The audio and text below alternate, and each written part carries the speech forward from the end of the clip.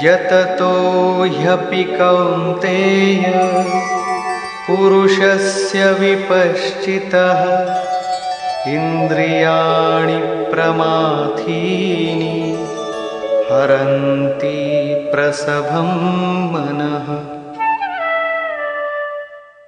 कौन्तेय, प्रयत्न करने वाले मेधावी पुरुष की प्रमथनशील इंद्रियां उसके मन को बलात् हर लेती हैं, विचलित कर देती हैं।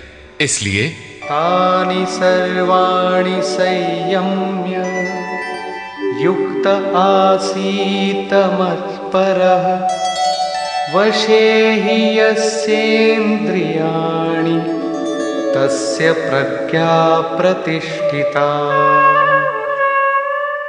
उन संपूर्ण इंद्रियों को संयत करके योग से युक्त और समर्पण के साथ मेरे आश्रित हो, क्योंकि जिस पुरुष की इंद्रियां वश में होती हैं उसी की बुद्धि स्थिर होती है।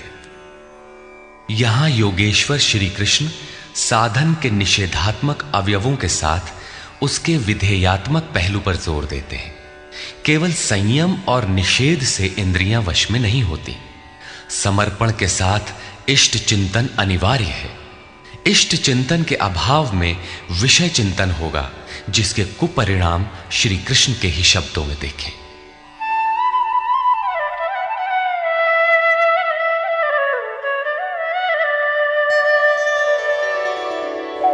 ध्यायतो विषयान् पुंसः संगस्तेषुपजायते संगात् संजायते कामः कामात् क्रोधोऽभिजायते।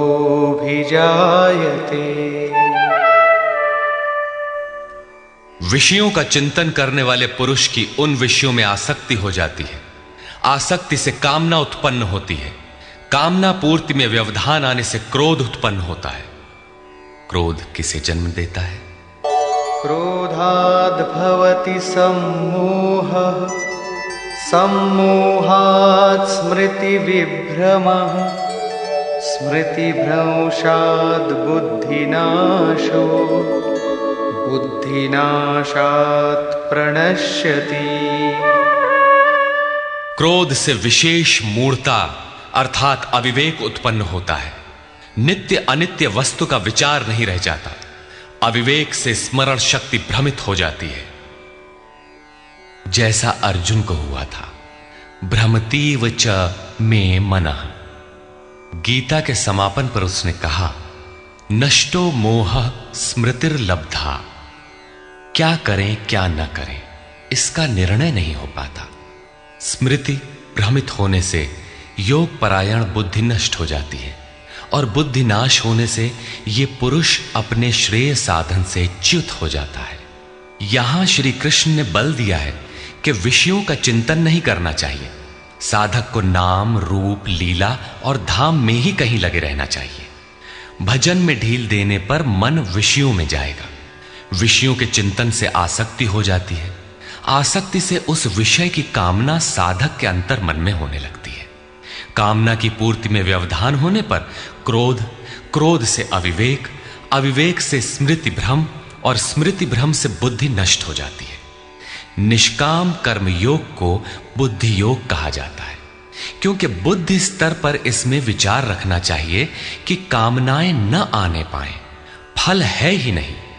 कामना आने से यह बुद्धि योग नष्ट हो जाता है। साधन करिय विचारहीन मन शुद्ध होए नहीं तैसे। विचार आवश्यक है। विचार शून्य पुरुष श्रेय साधन से नीचे गिर जाता है। साधन क्रम टूट जाता है, सर्वथा नष्ट नहीं होता। भोग के पश्चात साधन वहीं से पुनः आरंभ होता है जहां अवरुद्ध हुआ था। यह तो विषयाभिमुख साधक की गति है। स्वाधीन अंतःकरण वाला साधक किस गति को प्राप्त होता है? इस पर श्री कृष्ण कहते हैं,